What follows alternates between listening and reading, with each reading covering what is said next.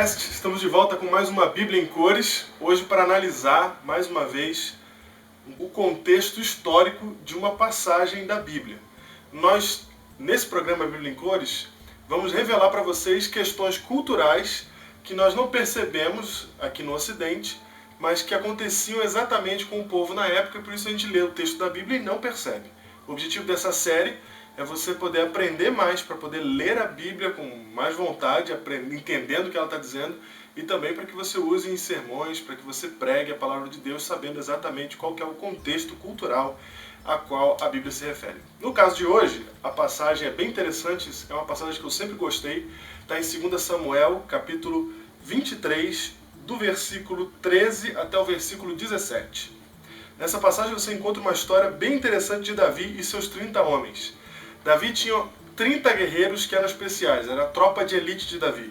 E desses 30, 3 fizeram algo bem interessante. Olha que história é essa. No verso 13 do capítulo 23 de 2 Samuel diz: Também 3 dos 30 cabeças desceram e no tempo da colheita foram ter com Davi na caverna de Adulão. E uma tropa de filisteus se acampara no vale dos Refaíns. Davi estava na fortaleza e a guarnição dos filisteus em Belém. Suspirou Davi e disse: Quem me dera beber água do poço que está junto à porta de Belém. Então, aqueles 3 valentes romperam pelo acampamento dos filisteus e tiraram água do poço junto à porta de Belém e tornaram-na e a levaram a Davi. E ele não a quis beber, porém a derramou como libação ao Senhor. E disse: Longe de mim, ó Senhor, fazer tal coisa. Beberia eu o sangue dos homens que lá foram com perigo de sua vida? De maneira que não a quis beber. São estas as coisas que fizeram os 3 valentes. Quando eu vi essa história a primeira vez, eu falei: Davi tá doido. Os caras arriscam a vida. 3 homens invadem o acampamento filisteu, abrem caminho no acampamento filisteu só para chegar no poço de Belém, encher de água um cântaro e voltar até Davi para Davi beber a água, porque ele suspirou. Queria tanto beber a água do poço de Belém. E quando eles trazem essa água, ele pega e joga fora. No Ocidente, aqui no Brasil, nós chamaríamos isso de desfeita. A gente não... Como é que é se eu fosse um dos 3 de Davi? Eu ia falar: como é que é?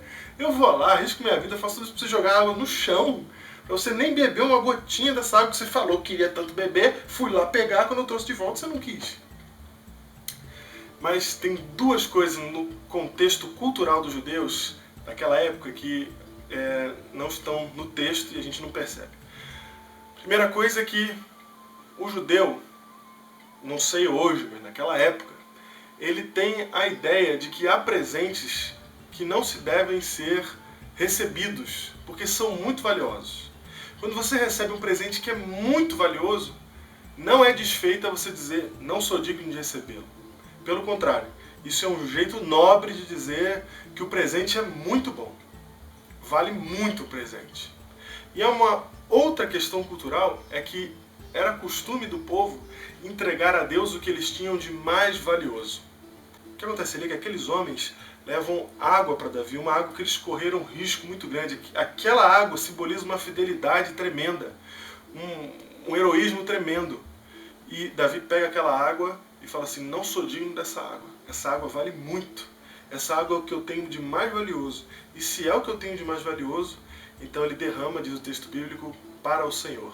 Ele está entregando para o Senhor o que ele tem de mais valioso. Então fica aqui essa história que demonstra 2 coisas importantes.